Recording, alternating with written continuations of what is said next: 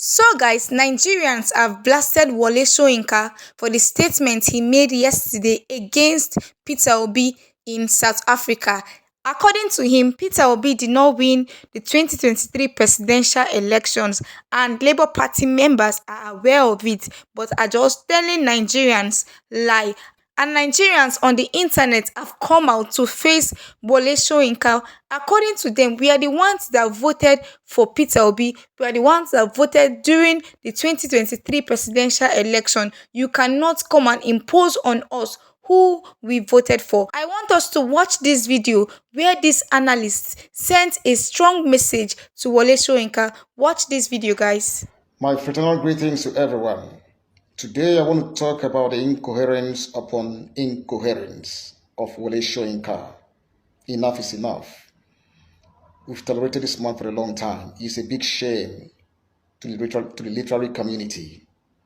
Wole Soyinka, you are simply and squarely one of the intellectual idiots we have in this country. You are a man without principles. A thoroughbred and incurable hypocrite. That's what you are, and nothing less. No wonder it is argued that your so-called Nobel Prize you won in 1986 emanated from the boardroom of politics. And now it is true. Your attitude, your everything, your actions and inactions give credence to those assertions. If we want to talk about men of integrity, let's begin with the contemporaries. Are we talking about Chinua Achebe, the immortal sage and father of modern African literature? Are we talking about J.P. Clark, Africa's most lyrical poet? Or are we talking about Miyo Sundare, the scourge of tyrants? Are we talking about Christopher Okibo, who lived and died for what he believed in? Are we talking about Gabriel Okara?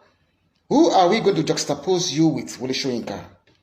Those names I mentioned are names that we can all go to invoke as a source of pride and for moral inspirations. They are men who have engraved their names on the marble of integrity. Unblemished men. Men of integrity, men who are conscious of their good names, their global good names. But that is not you, Wole Soyinka. Your son served as a commissioner for health in Ogun State.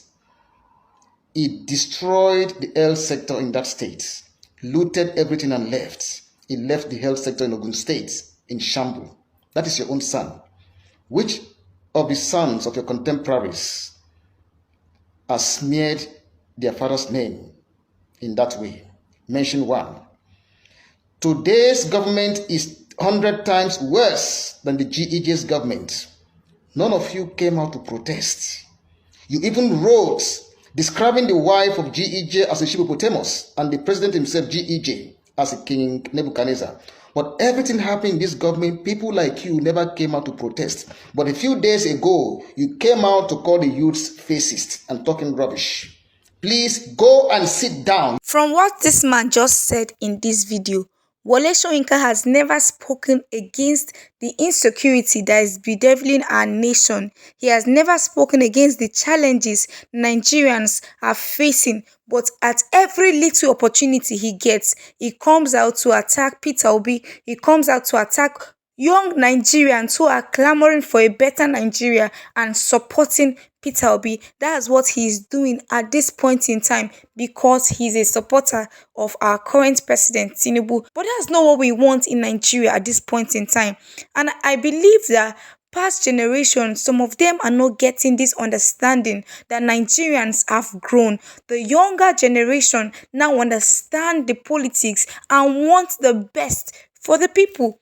Just the way this man pointed out, during Jonathan's regime, at every slightest opportunity he gets, he attacks the government. At every slightest opportunity he gets, he talks against both Jonathan and the wife. But now, this current administration has not been doing anything for the people. Instead of you to address it, all you keep focusing is on Peter Obi and his supporters, innocent Nigerian youths and innocent Nigerians, well meaning Nigerians who just want the best for our nation, Nigeria. You keep attacking them, you keep attacking Peter Obi, you keep spreading lies about Peter Obi when it is obvious, even to international communities, that Peter Obi won the 2023 presidential election. Reacting to this on Twitter, which is now X, this person here said, while Soyinka tried hard to mislead and misinform the whole world by hammering that Peter Obi did not win the election, but he mischievously deliberately refused to address the issues as to whether the election was free, fair, credible, and transparent. He also tweeted and said, Prof. Soyinka lied that Labour Party took over the Labour movement and turned it to a regional party, but failed to explain why Labour Party won Lagos and Abuja. And that's the simple truth. You can't say that Labour Party is a regional movement because we saw what happened in the 2023 presidential election, that Peter Obi did not just win in the East, but also won in Lagos, won in Abuja, the Federal Capital Territory. So this is actually not that it's just an Eastern movement. This is the movement by Nigerians because Nigerians want the best for our nation. We are tired of recycling leaders who have no clear plan for the people. We are tired of recycling leaders who are corrupt, leaders who just force themselves on us. That's why the people both in the north voted for Peter Obi in the last election. Another person here said, Soyinka needs to understand that the Nigerian youths of 2023 is not same as the ones of 2015 or 2019. This generation has awakened, and trying your best to paint what is white black will either do you bad than good. Here is my take. And that's the simple truth. Nigerian youths now know better. The people now know better. It was not like before that we always have political apathy. Before now, we know that many young persons are not interested in politics. They'll just tell you, we know that at the end of the day, they're going to rig the election. We know that at the end of the day, they'll just do what they always do. So we are not concerned anybody that becomes our president. We don't care. But no, Nigerians have woken up because we are tired of the same kind of track record. For years, we keep experiencing bad leadership. For years, we keep going through the same thing. Now we've woken up, we've embraced politics, we now understand how it is done, and that's why we want the man of the people to be there. We want the person that Nigerians truly voted for to come into power. Another person here said, ignore Soyinka like typical Abadorians whose judgments are locked in bigotry. What do you make of an octogenarian who threw decency in putrid gutters to call another man's wife Shippopotamus because of raw bigotry, hate, and parochial partisanship? His allergy to PO is expected. And that's the simple truth. Some years ago, because of politics, you called the wife of the former president a Shippopotamus. That's the height of it. Just because you are not supporting them, you end up insulting them. And that's the same thing he's doing with Peter Obi. Just because he's not supporting with Peter Obi, he wants to go about to spread lies, because we know that around the globe he's respected, because we know that Nigerians before now actually respect him. So he wants to use both his age and the respect that the people have for him to spread lies.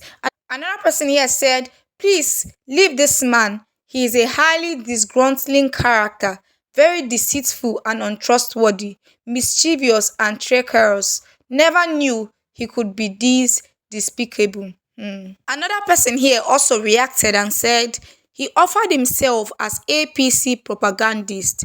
It is really sad a Nobel laureate not being objective in national issues. And that's the truth. You don't talk about any other thing concerning politics. You don't try to assess the current government. You don't try to talk about the insecurity that we are facing in Nigeria. You have never spoken about the hardship that Nigerians are crying about. But the only thing you keep talking about anytime you are invited to talk in international stage or in Nigeria, anytime you are talking about politics, it's just about Peter Obi. You want to attack Peter Obi, and it is obvious because even when you speak, Peter Obi don't get to respond to you. But Nigerians, well-meaning Nigerians who know what happened in the 2023 presidential elections, are the ones that are always fighting for Peter Obi, are the ones that always counter your statement concerning him.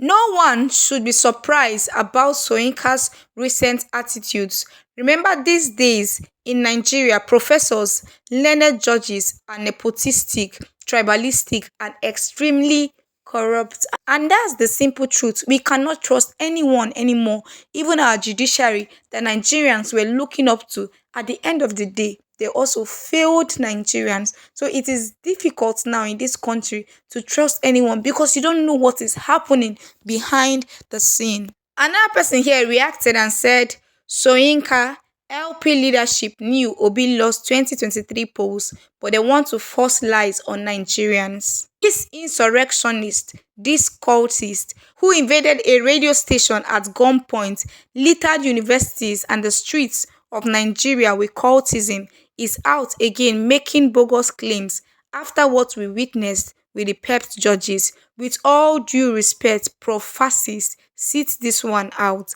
The older you got, the more patriotism erodes from you, and it's a shame to see, knowing how much we revered you growing up. Those great literary works of yours now seem a distant memory. We will spare no one on the side of Nigeria oppressors. With all due respect again, sit this one out. And it's very true.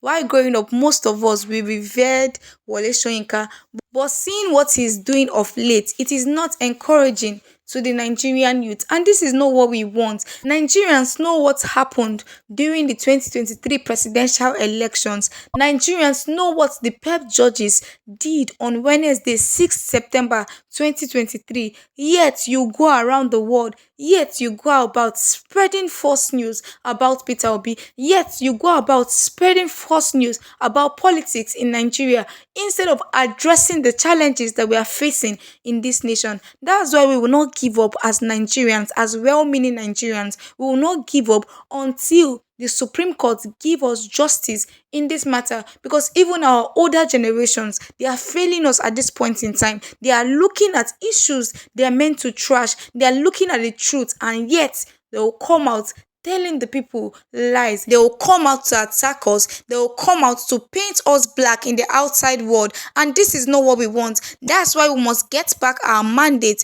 through the Supreme Court. Thank you so much, guys, for watching this video. Please do well to share your thoughts about the video in the comment section. Please do well to like this video, and please don't forget to subscribe to our channel so you get notifications whenever we post a new video.